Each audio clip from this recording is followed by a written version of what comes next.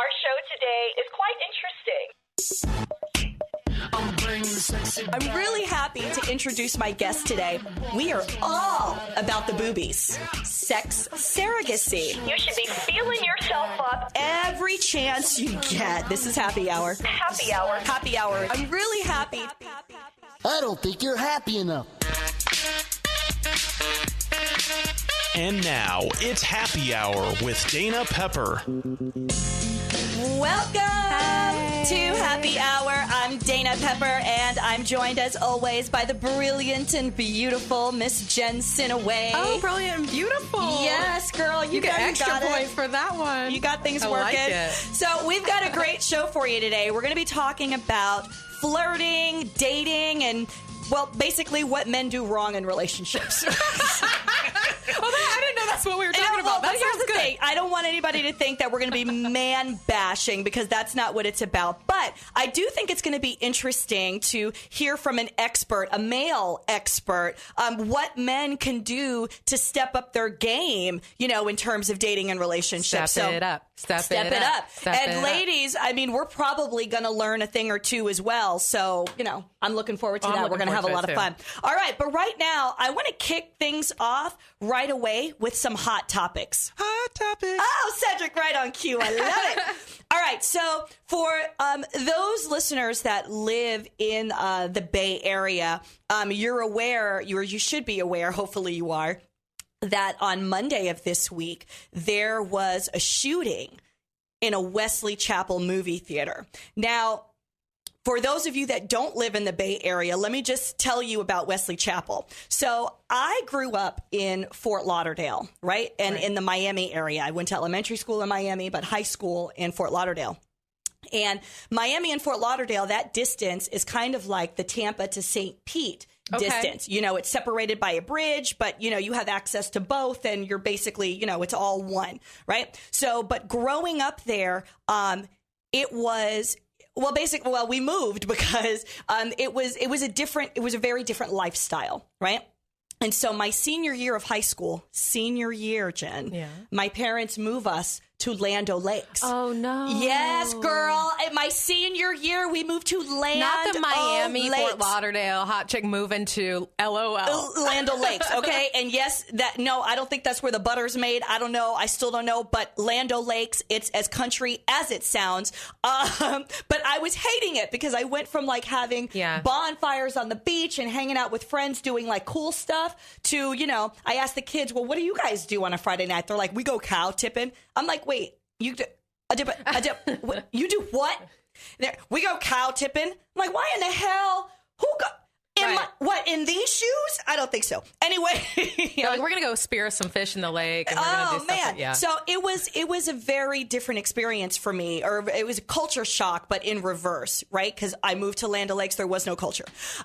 So when I left after graduating high school, I vowed never to come back. Like I decided I hated Tampa, but I moved back to Wesley Chapel, which is in the same area as Land O'Lakes. They're, 5 miles apart, same North Tampa location. But I moved back there 3 years ago because my family's there, and it's a safe environment for me to raise my son. Yeah, it's home. Yes, it's my son can get on his bike and just ride around and go to the park. And I mean, the worst that's going to happen. Because it's such a safe place. Because it's such a safe place. Like, I didn't appreciate it as a high school kid, but now as an adult and as a mom, I want my son to just run wild and go play in cow pastures. Yes, baby, you go tip a cow.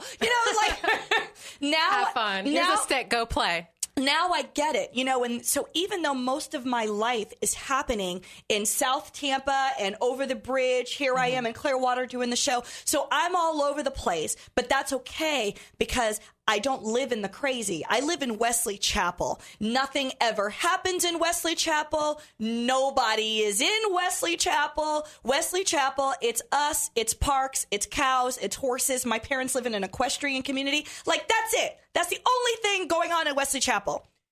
Until now, huh? And now this week, there's a shooting in my neighborhood movie theater. Like, I heard this, or I saw it. I get my news from like Jon Stewart and Facebook. Jon Stewart wasn't reporting on this, so I found out from Facebook that there was a shooting at this movie theater. That's how I found out too. And so I go online and I'm reading about it, and I'm dumbfounded and flabbergasted. And for the first time, because you hear news about things going on in small towns and shootings and all of that. Mm-hmm. But it happened in your backyard. But now for the first time it happened in my backyard. And I got scared, Jen. I got scared because my thought was, oh my gosh, the last time I was in that movie theater, I was there with my son. I took him to see Planes. Mm-hmm. You know what I mean? The Pixar movie. Yeah. That was my last memory of being in that theater. And now somebody got shot because they were texting. Yeah, so of all things. Do you know the story? Like, do you know what happened? Yeah, I pretty much know what happened. And ultimately, what's crazy is who shot him and who was in the theater. You want to tell? So yeah, okay. So there were these. It's a husband and wife. And it's the previews. They're watching some movie I didn't even know was in the theater. And the guy behind them, who happened to be a retired police officer, noticed that the husband, the couple in front, texting. The guy was texting. It turns out the guy was texting his daughter, but whatever. Well, doesn't matter was who young. he was I think texting. he was probably texting the babysitter, checking on his daughter or something. Exactly. But the guy behind him, the retired cop, got annoyed and pissed off. Words were exchanged. Somebody else yelled at them to stop. Somebody threw popcorn. Next thing you know, shots are fired. Now, the old guy, the retired cop opened fire on this couple. Now, the wife, I give props to this woman because she tried to get in front of her husband. The wife of the texter. The wife of the texter tried to get in front of her husband to protect him. And she only got her hand. Yeah, and her hand got shot through. Right. The bullet went through her hand, hit the husband. And killed the husband. He dies. Yeah. Jen, this broke my heart. Yeah. Because now, I mean... You're going to think about that every time you try to take your son to the movie. You're going to avoid that theater, I'm sure.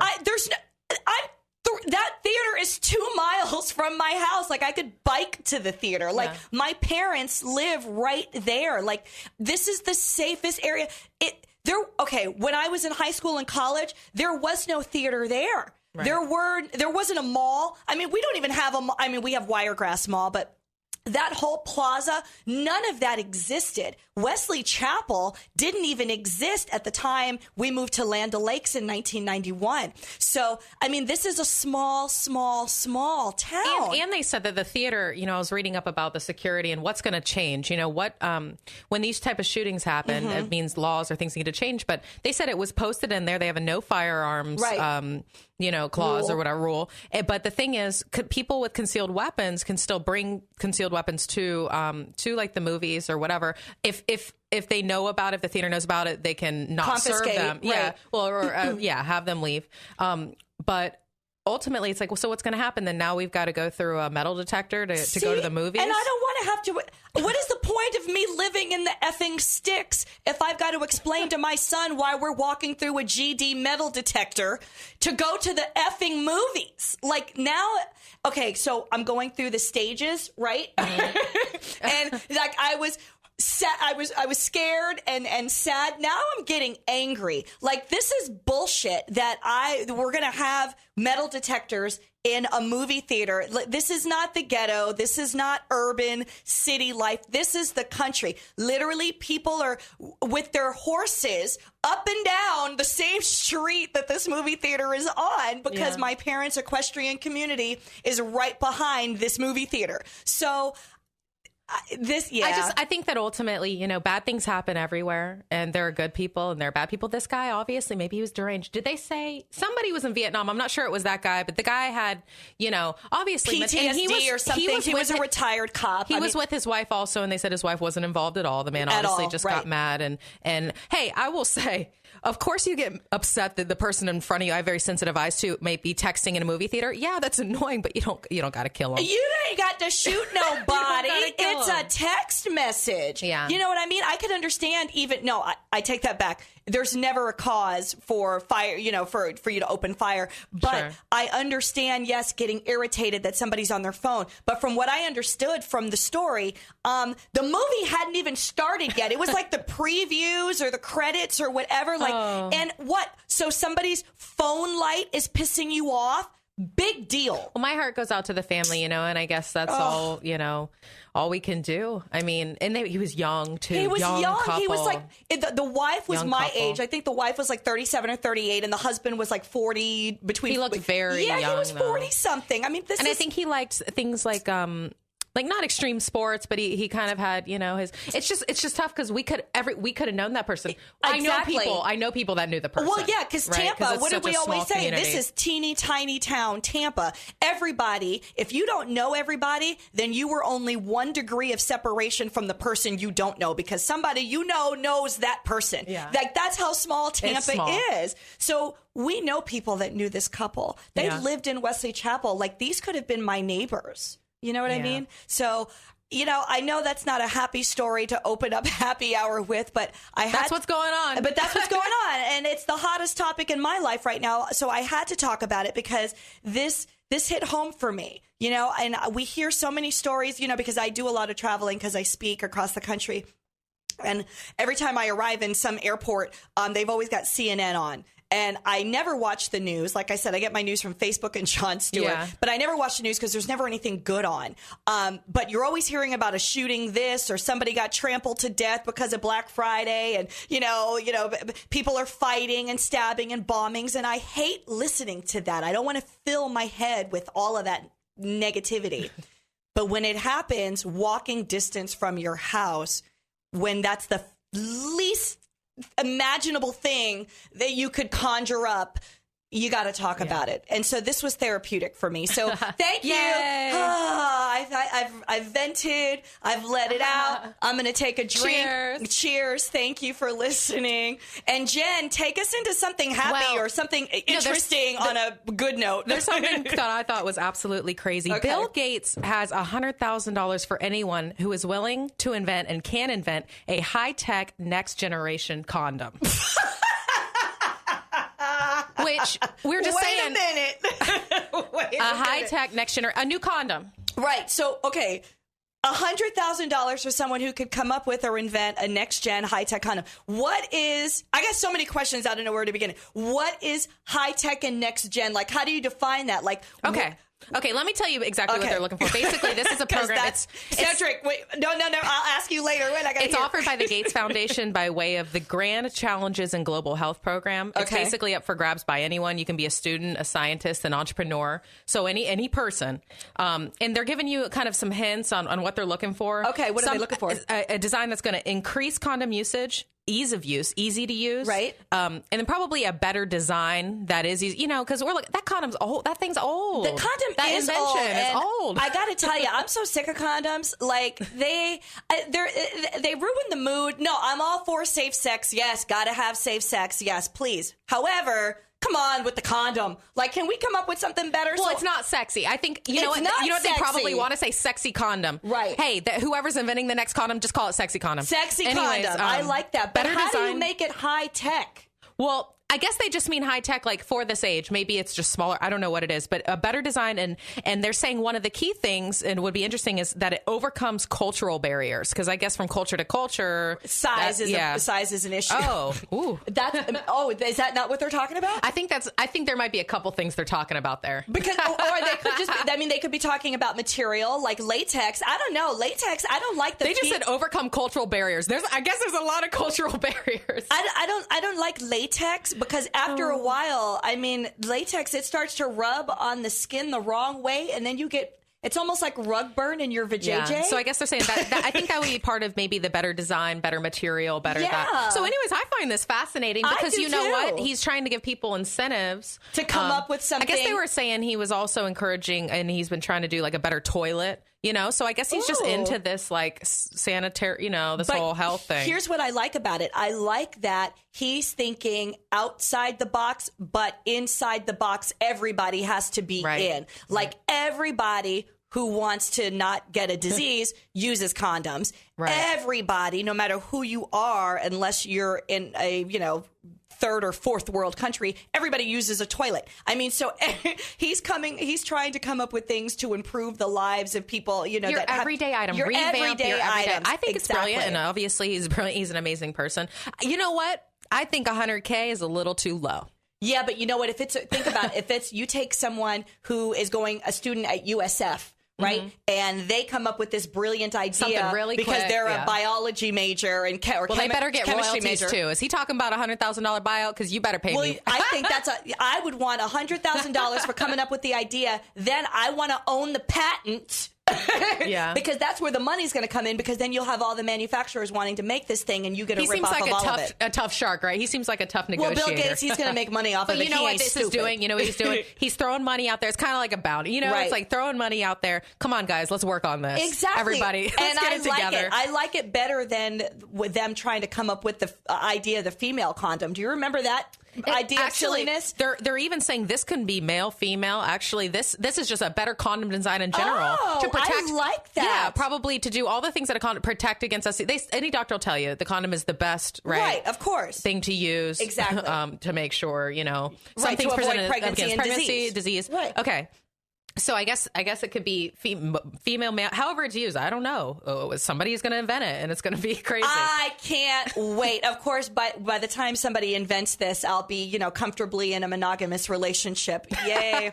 But now that I'm single and on the prowl, right? Now that I'm single and on the prowl, I got to go with old reliable, old faithful. All right, so we're going to take a really short break, but when we come back, we'll do we'll do some more hot topics. We'll talk about whatever we want to, and we'll talk about whatever you want to. So go ahead and give us a call if you've got something you want to say, or if you want to comment on, the shooting or the condom. Those are hypothetical that's condom. really polarizing right there. But call in at 727-441-3000 or toll free 866-826-1340. Also, when we come back, we're going to get Mr. Jordan Harbinger on the line. Ooh, I'm excited. To take us all back to dating school. This is Happy Hour.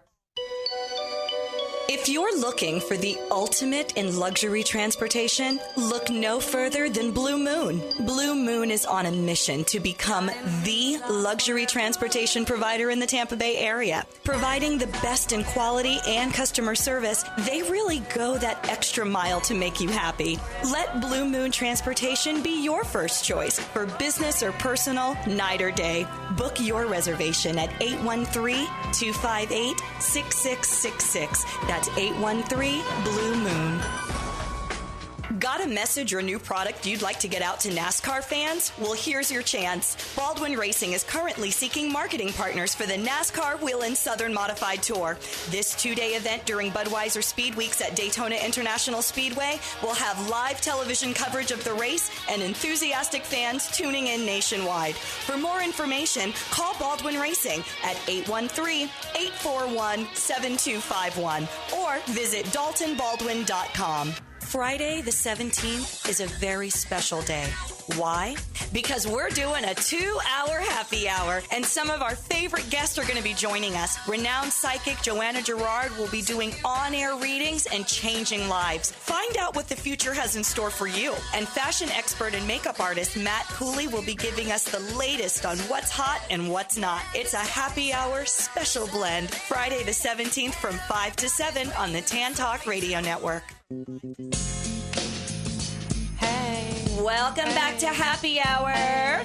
And so what are we talking about now? We talked about the shooting. We talked about the new invention of a condom. Offering $100,000 for a condom. I love that. Design. Okay, so here's an interesting story. So, there are lots of things that you can buy online nowadays, right? And there's really no excuse for anyone being ignorant anymore, because if you need something, need to know something, want to buy something, need to find someone, you just go online, just Google it. Well, I thought this was extremely interesting. You can now buy false positive pregnancy tests. Now, let me say that boyfriend? one more again. You can now buy one more again. You can now buy false positive pregnancy tests online. Now, let me put this in perspective. Let's say you are a down on your luck woman, but you happen to start dating or you have sex with some well-to-do man and you want to be as scandalous as possible and trap his ass into marrying you or some such nonsense, oh, gosh. you can go online I'm not and cool with buy a false positive pregnancy test. Be like, yeah. Hey, I'm pregnant. You guys to marry me now. My friend was talking about this. She's like, men, you watch her pee on that stick. Okay. You no. Let me tell you why. Because some of them you can buy some that are pre-pee and it'll come up positive no matter who pees on it. What? Right. Or you can buy some that have already been peed on. Like, I don't know why you would choose that Who's option. manufacturing what? Stop it. Stop it. Stop it. Girl, I read this and I'm like, this is ridiculous. Now, why would you want to buy, other than the scandalous trying to trap a man thing? Oh, maybe a type of insurance. There were some funny points that the article brought up. Like, let's say you're trying to do a prank on your guy friend, right? And he has a stomach ache or whatever. You're trying to do a prank and you're like, well, maybe you're pregnant. Ha ha, guys can't get pregnant. Well, I don't know. Just for shits and giggles, why don't you pee on this stick? That's and then funny. It comes up positive. Oh, that's hilarious. And he starts freaking out like, I would love to do that to somebody. Hey, I would, you know what then? You know who's going to start selling those Spencer's Right? gifts. And then you can buy it along with your candy bra. Right. Be like, here, put that and your on. edible underwear. Yes. Oh, so no. now here's the thing. Where this started, it's not like it was in a department store, not a department store, but or a novelty store or something like that. But people started selling these tests on Craigslist.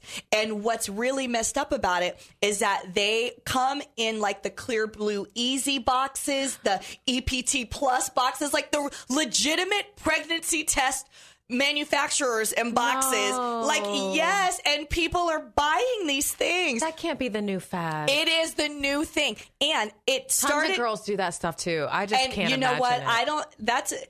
That's a scandalous bitch right there that tries to trap a man with a baby, because shame on her. The baby's going to suffer if one even exists. Oh, no. And then the man, you can't trap a man. If he don't want to be there, let him go. As if there isn't Let him enough baby go. mama, baby daddy drama in the world. Okay. You know, and then what? Like she traps him, maybe gets pregnant by the next guy. You never know. You And can now do all you got sorts of things. you got You can do all 4 sorts of kids things. by 4 different baby daddies. Gosh. Welcome to statistic. But Oh my goodness. yes, but it gracious. began on Craigslist. So, and these tests are, no matter who pees on it, they're going to come up positive. So whether you're pranking, whether you're trapping, whether you're doing this for revenge, like it talked about this one woman. She's married to this guy. They're married legitimately, and they're trying to get pregnant. They can't get pregnant, or they're having issues getting pregnant. Mm-hmm. So the husband, starts having an affair with his girlfriend or with his secretary or somebody at work, gets her pregnant, right? So the woman's like, okay, you want to mess around on me? Okay, not only am I going to divorce you, but I'm going to trap your ass for child support because they're already married. So she buys one of these things. It shows up positive. Now he thinks he has 2 kids on the way. She hasn't told him yet. And the best part is the sellers on Craigslist get to remain anonymous. and so my friend was posting something, so I saw a lot of, some of this on Facebook Right. recently. She was saying that now, not just the ones that you just pee on and they're always positive. Women are selling their old ones Right. that you just whip out, right? Once that they're pregnant, they're like need money for baby crib, whatever, right? So they're talking about, like 1 for 15, 2 for 20. Ew, that's just nasty. But you know what? Maybe technology in terms of pregnancy pee sticks have changed. Maybe Bill Gates is going to offer some money for somebody to come right. up with a way better pregnancy test. But I remember when my now ex-husband, but when I was married and we were trying, we were boning with intent, I call it. I was going boning with intent. I like that. Intent to get pregnant. And so finally, it's months later and I'm going crazy and I'm taking these pregnancy tests every month, and every month I'm getting my period. Damn it. Then finally I take a test and it comes up positive. I'm pregnant. Oh my God. So I run. What happens is I pee on the stick. I put the stick on the counter and I'm washing my hands, right? But I'm looking at the stick. Like, is it going to turn? Is it going to turn? Is it turning it? Yeah. It turned. So instead of drying my hands, I pick up the stick, I run out of the bathroom, and I'm screaming, Scott, I there. I jump in his lap and I'm shaking and he's flipping out like, ew, wait. Is that pee? Because you are shaking the test, girl. You're crazy. But my hands were still wet, so he thought all that so water coming off you were on like, him no, just water, was just water. pee, and I'm like, no, my hands are just wet. That is hilarious. But right? Can you picture that? It was hysterical. But I saved the pee stick. Right? Because I wanted a memento because we had tried for months to get pregnant. You could show it to your family, and no, I just wanted it for me. It was just memento, one of those personal scrapbook. mementos that I wanted. The thing is, the lines on the pregnancy test, they faded. So now, even though I have the pee stick, it doesn't say positive or negative. There's just nothing there in that little box. Yeah. So I don't know how they're selling these things. Again, maybe technology has changed, but I don't know how they're selling these positive pee sticks. Or somebody's getting them because it's obviously not by the manufacturers. Right? No, somebody's it's not getting legitimate. them, doing some type of chemical, some chemical thing. And Something's going those will on. be the people that come up with the $100,000 reinvented next-gen condom. Those would be the same damn people. You know what? I really hope I don't know who's going to come up with this next-gen condom, but somebody is. It's a great how has idea, nobody though. come up with A reinvention of something so antiquated. Exactly. It's like you got the diaphragm. That's so, I mean, you got the super old school. IUD. The female condoms are just not. The the female condom is just nasty. Like, I've never tried. Have you ever tried it? No. No, I don't even understand how it works. You put it up there and what happens? I don't know, but it looks crazy. It looks like a spaceship or something. It's like a spaceship. But hey, ladies, if you've ever tried a female condom, please call in and let us know how that was. Seriously, 727-441-3000 or 866. Anybody that's ever done it. Sorry. 826-1340. Any experience with a female condom, I would love to hear it because I don't understand how that works. All right, so speaking of things that I don't understand how it works, I don't know if you saw this story, but there is a man with a strange condition. I don't even know how to pronounce it. Pilonidal cysts. Anyway, so at your tailbone, right? Mm-hmm. After your tailbone, that's where your butt cheeks start. Yeah. Right? To hide everything in there. Okay. This man has no butt cheeks.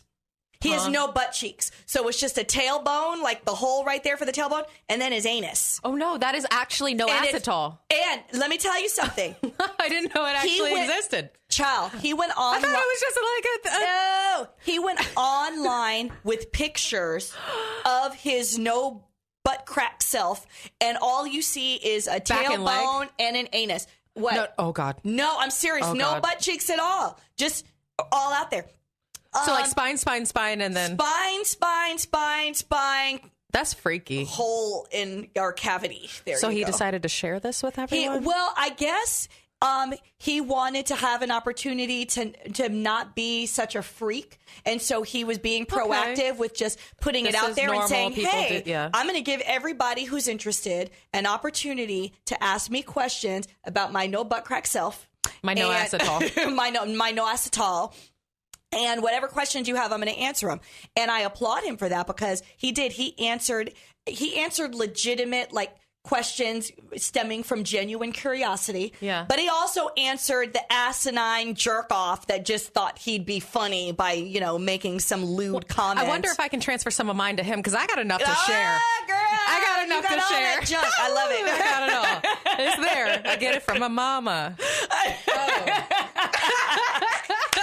I'll drink to that. All right. So we're going to take a short break. When we come back, we got Jordan Harbinger taking us back to dating school. You're listening to Happy Hour. If you're looking for the ultimate in luxury transportation, look no further than Blue Moon. Blue Moon is on a mission to become the luxury transportation provider in the Tampa Bay area. Providing the best in quality and customer service, they really go that extra mile to make you happy. Let Blue Moon Transportation be your first choice for business or personal, night or day.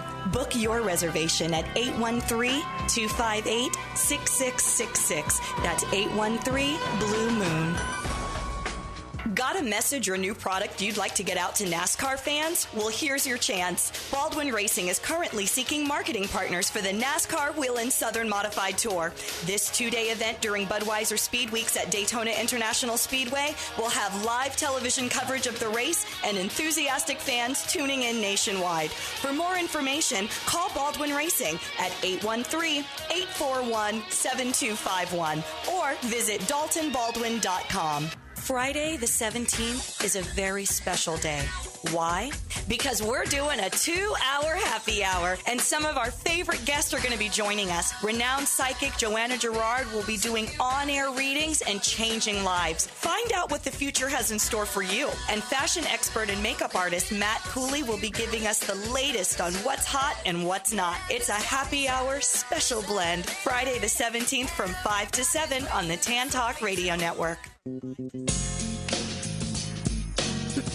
Welcome back to Happy Hour. I'm Dana Pepper, and I got my girl Jen here, and we are chilling. But we're having a good time. It real hard. Oh, Kicking it real hard. I love Thursday happy hour. You know, that sometimes it's always a good time to get together with your friends. I'm thinking to myself, if we weren't doing this, we'd be getting together anyway. We'd be at some bar. We'd probably be at Ruth's Chris. I'd be eating my wedge salad. Yes, and I'd have some type of sashimi going on, because that's how I do. Yeah. Oh, yes. Remember the time the sushi chef hooked it up with my God. free sushi? We were like, he's like, for you, beautiful. All we did was compliment him on his rolls. We ordered one thing, and he was like, oh, well, if you like that so much, try my special. Here's all of this. And we were like, damn. We were like, oh, sometimes it's nice being That a lady. is. It Thank was. you. It was nice being a single girl that day. You know. It was. Absolutely. I love it. All right. So we have, okay, so I'm really excited about our guest today because he is a dating and relationship coach. He's also the co-founder of The Art of Charm. And The Art of Charm, they practice a very simple philosophy. And that is, if you want to get the girl you want, you have to become a better man. Amen. And that's what I'm saying. Yes, so when I read this, I'm like, oh, no, I got to talk to this guy because he and I are on the same page. So please welcome to the show, Jordan Harbinger. Yay. Hey, thanks for having me. I appreciate the opportunity. Absolutely, Jordan. Thank you so much for taking time out and spending some happy hourness with us. So, Jordan, tell me, what is The Art of Charm?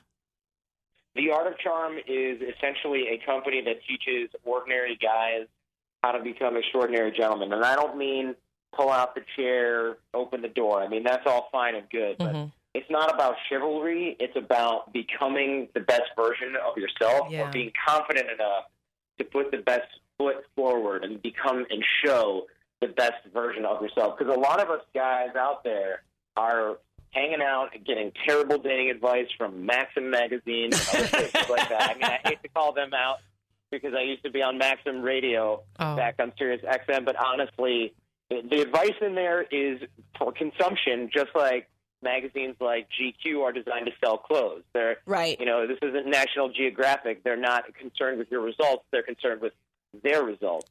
Right.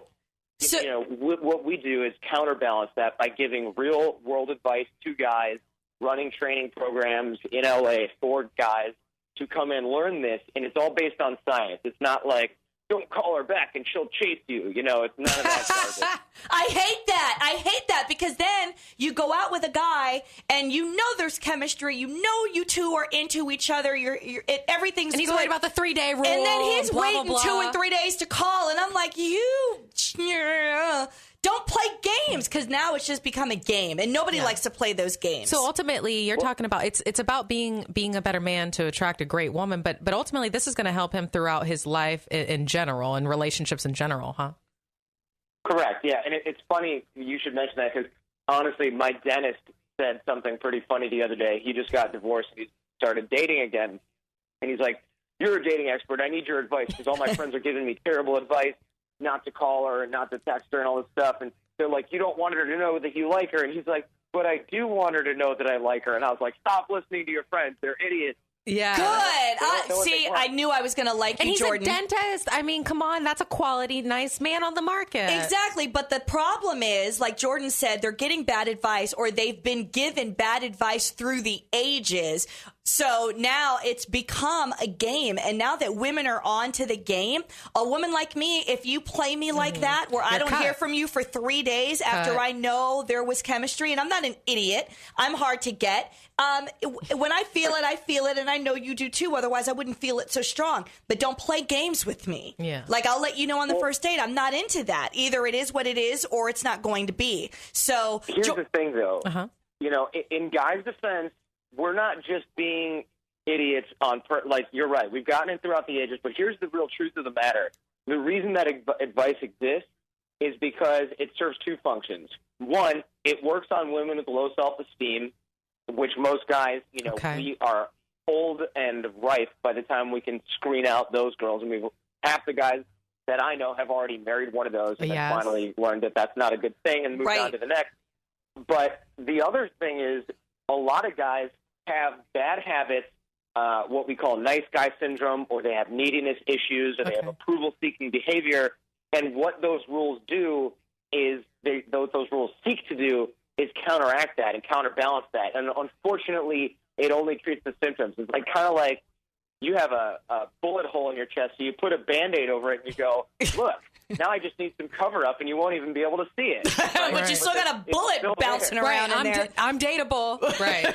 Exactly. And so those rules, what they do serve a function where, so if I go out with you and I'm a needy guy, or I have some approval-seeking behavior, or I have what we call nice guy syndrome, where I just really, really want you to like me because I need that for my ego validation. Or LBS, what I like to call it. For what now? LBS. Oh, yeah, sure. Little bitch syndrome, yeah. Yeah, I got you. I didn't have to figure that one out. Okay, good. A lot of people do, because you're smart. You got it. You got it. But if I needed that for some reason, right, then what I would do is I would start texting you and calling you right away to get an affirmation that, you did like me, and yes, I can sleep tonight, and, all that stuff, because you like me and I win, and so I feel good about myself. Right. So and that's a turn off. It is, because we don't like strong women, especially, you know this, Jordan, strong women don't like needy men. And we don't like insincerity. Or insecurity, right. Yeah. Right. So to be fair, what that rule does is says, hey, I should wait 3 days because that's the rule. Now, a normal, smart, strong guy, if I go out with you and then I text you right away, hey, I had a great time, and I won't lie, I kind of want to see you tomorrow. What are you doing? You're going to be like, great, this guy has it together. But if I text you and I go, so am I your type? You're going to go, oh, no. I don't want to hear this. So and so it has nothing to do with the timing of me texting. It has nothing to do with the fact that I called you too early. It has the content, the mindset behind it. You know what I like? He's so right. I like when the date went phenomenal and we say goodnight. Usually, hopefully, if it was that good, there is a kiss at the end of the night. But as I'm driving home, I like to get that text that says, I had a great time. Can't wait to see you again. Leave it at that. Yeah. Like, that says it all. That gives us both affirmation and confirmation that we had a good time and that it's going to happen again, but no game playing. What do you think of that, Jordan?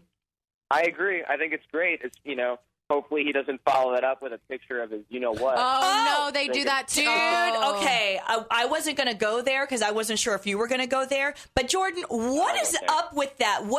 Please tell my male listeners what that says about a man, because when I say it's a douchebaggy move, for some reason, I'm the bad guy for saying that. But trust me, if I want to see your package, there will be no doubt in your mind when it's time for you to show it to me. I will let you know. But to send it in a text message is crude, rude, and socially unacceptable. And you also need to give them like a lighting. You need to show them how to do the light. If they are going to do that, at least have the lighting better.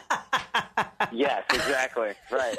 No, but I mean, what does that say about a man? Style. What's that now? What does that say about a man when he's texting package pictures? You know what? a lot of women are, and guys for that matter, and at first even me, when I heard about that, I was like, you know what, these guys are so dumb. There's no way that ever worked. What a bunch of idiots. Like, what are these guys thinking? And then I thought about it, and I realized, you know what, I'm not going to go so far as to say it's a brilliant or genius move, because obviously when you get caught, it's bad, and if it doesn't work, you look like a total a-hole. But here's the truth. If you are a guy who is just looking to get it in, and you meet a girl and you're like, is she just looking to get it in, or is she looking for something else? There's no better way to hook the insecure girl. Women. What's that now? No, go, keep going. There's no better way to screen out the girl that just, that wants a relationship, that wants to get to know you. There's no better way to then just get rid of her forever than to send her a picture of your junk. And the girls that are just DTF are going to go, awesome, here's mine. And then you walk in and you don't waste your time with the other 90% of women who are decent and actually looking for some kind of relationship. So it's actually a strategic move. I'm sorry to say, but it totally is. Okay. For the wrong girl, exactly. But here's the thing. Here's why I appreciate that. Because that's a perspective that I didn't even consider. Like, these guys are not looking for quality women. They're looking for the hit it and quit it girls, which there's nothing. That makes sense. Listen, there's nothing wrong with hit it and quit it if that's what everybody's looking for. But from my perspective, that hasn't been what I was looking for. So when I got those, I was offended. Yeah. But what they were doing worked because it weeded me out. It assured them that I would never be in touch with them again.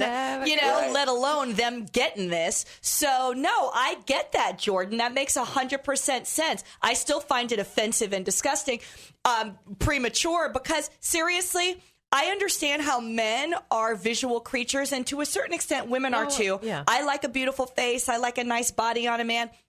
But when it comes down to male utility, I mean, it's like, that's just utility. Like, just do what you're supposed to do with it. I don't really need to, examine it and look at it and put it on a pedestal. Like, it's not the same kind of thing.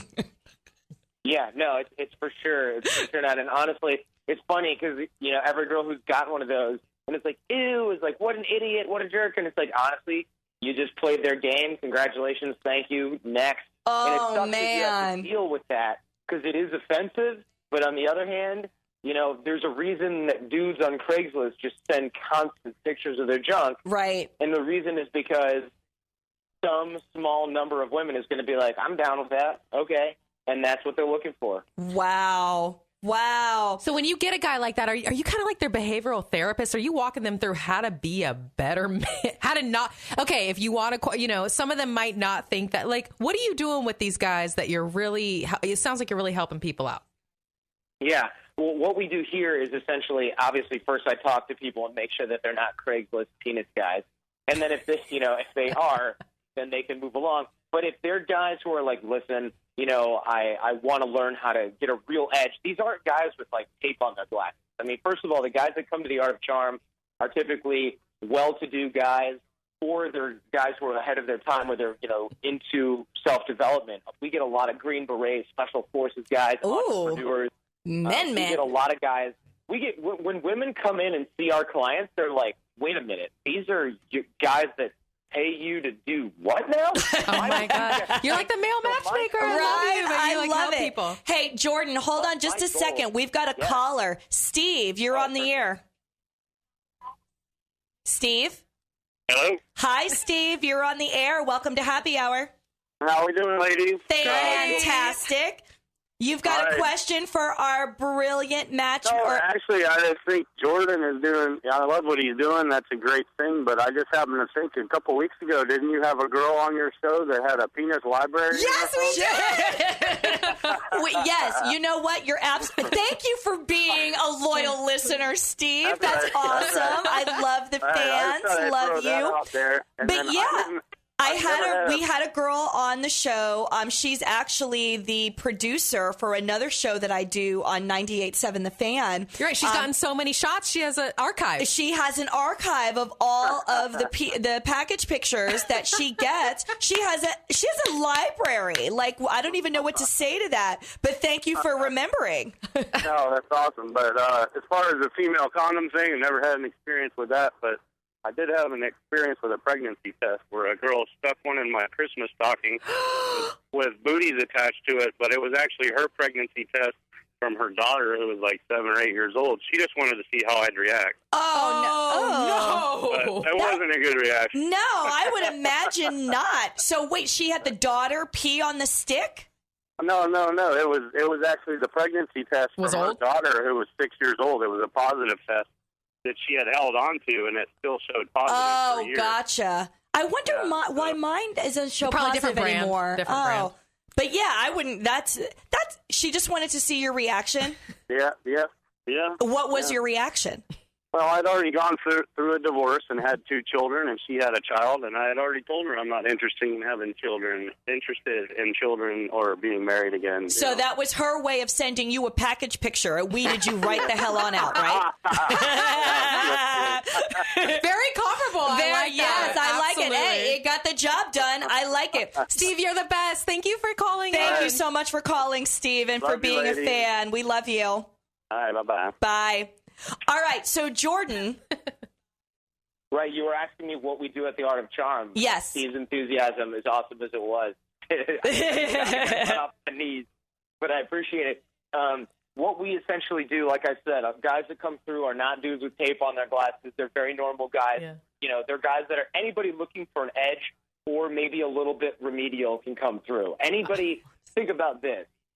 Who gets a golf coach, right? Guys who want to learn how to play golf better, who stink at golf, and Tiger Woods, the best golfer around, debatably, has like 4 coaches or 3 coaches because in order to keep the edge, you constantly need to improve. So guys who are looking, and I don't just mean with women, but guys who are looking to have that personal magnetism, this is a learned skill. You are not born with charisma. It is a function of environment, and it is a function of skills that you learn, a learnable skill set. Either you learn this skill set when you're in elementary school by being an outgoing kid with maybe a lack of parental supervision, or you learn it from in high school because you turn out to be a good-looking dude. You get a lot of female attention. And lack of adult supervision. And lack of adult supervision. Or you learn it when you're an adult, when you're like me, when you're 34 or when you're 50 or when you're 40, like a lot of our guys at AOC or even guys who are 20, and they go, you know what? I was always a good student. I did everything everybody wanted. I'm not getting what I want out of life. I'm a little bit shy, or maybe I don't understand why women are doing this. I don't understand why my relationships are working this way. Or guys that are looking for an edge at work. You know, the guys who say, it sucks. It's not what you know, but who you know. Right. And we say that here at the Art of Charm, we say, thank God it's not what you know, which means you don't have to be the best at what you do. Right. You can be okay or good at it. And then you can network your way to the top. Sure. Because if you're not networking, if you don't have personal charisma and magnetism, and you're just busting your hump on Sunday night at the office, you're totally unaware of the invisible game that everybody else is playing around you. Yeah, they're being played. You're playing yourself. Yeah. Well, Jordan, then what is there to be said for that chemical reaction and physical attraction that people naturally feel towards each other when they are a match? Like, why would they need to, practice and go to school for charm and charisma and all of that if that whole natural attraction and physical chemistry actually exists? Right. Well, you're putting a big if there. Right. And to be honest, that natural chemistry may or may not exist with everybody. But here's the problem. If I am a guy who's heavily logical, which the majority of men are, especially, and the more of a logical, brain-heavy profession you're in, like an engineer, the more your logic controls your emotion, the more Spock-like you might be. Yes. A Star Trek reference. That is illogical. If I'm out on a date with you and I'm a software engineer, I might, the whole time during the date, you're present, you and I are vibing, you're laughing at my jokes. I'm not going, wow, this is so fun and relaxing. I'm going, holy crap, I think she likes me. Maybe she's just being polite. Is she just being polite? I'm not sure. let me say something else that's funny. Okay, she laughed at that too. I think maybe she likes me, but she's kind of tall and she's wearing heels. Am I taller than her right now? Oh, no, so you're not in the moment at all. Right, and I'm in my head, and then after the date, I might be like, I think I did pretty well there. I mean, she totally seemed like she was interested. I didn't kiss her at the end of the night because I just, I didn't want to, like, scare her away. Oh, now I've got this 3-day rule. So what's happening is our logical faculties are taking over. Yeah, way overthinking.